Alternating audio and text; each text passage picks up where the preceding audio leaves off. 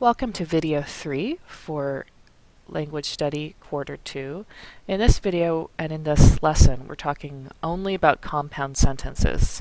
So we're kind of going to go back to only looking at one type of conjunction, which would be coordinating.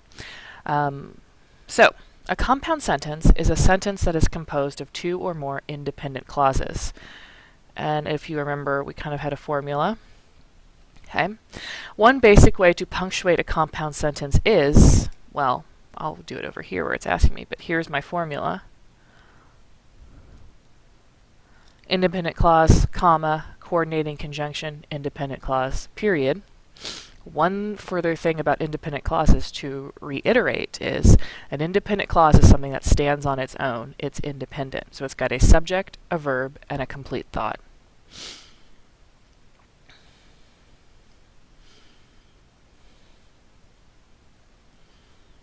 It has to have all three things in order to be an independent clause. So we're looking at some sentences here that should be compound sentences. Maybe not all of them are. So we're looking for two independent clauses. Our instructions are to double underline the verbs and single underline the subjects, just like we used to do in quarter 1.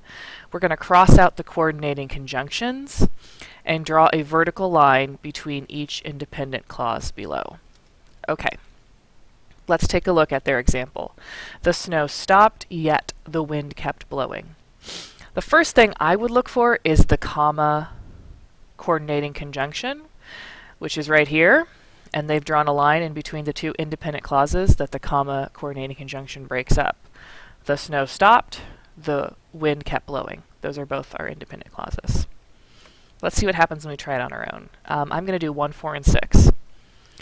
A product must be marketed correctly, or people will not buy it. I'm going to do the same thing. I'm going to look for comma coordinating conjunction. So here's my comma coordinating conjunction. So here's my bar that separates the first independent clause from the second independent clause. I'm going to cross out the coordinating conjunction like they asked me to. And then I'm going to take a look at each independent clause for the subject and the verb. So my subject here is product, and it must be marketed. I've got two helping verbs before my action verb there. In the second independent clause, the subject is people, and they will buy. Remember, not is an adverb. So here's my helping verb, and here's my verb. All right, down to 4. I picked 4 because it's not a compound sentence. It does not have two independent clauses. I can tell because I'm looking for my coordinating conjunctions, and I see a couple of them. I see 2 ands. But if I look here, I see Patricia is friendly. And so I know I've got subject verb, and that's the adjective that describes her.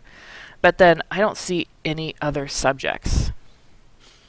It's just she's friendly and helpful and has many friends. Right? There's no other subject to be two independent clauses. So that's all I can do there. And if you see any other sentences like this, you will do the same. Number 6. You should not have come home so late, nor should you have left the front door unlocked. I'm going to do the same thing. I'm going to look for my comma coordinating conjunction. If it's there, it is. I've got comma nor. So I think this is an independent clause, and this is an independent clause. Let's look. You should not have come home so late. Yeah, that's my verb. Or excuse me, that's my subject, and here's my verb. 2 helping verbs and an action verb. Let's take a look at the second one, make sure it's an independent clause. Should you have left the front door unlocked?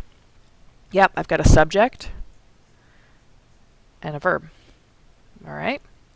Why don't you do a few on your own, maybe 6 or 7, and then save some for class?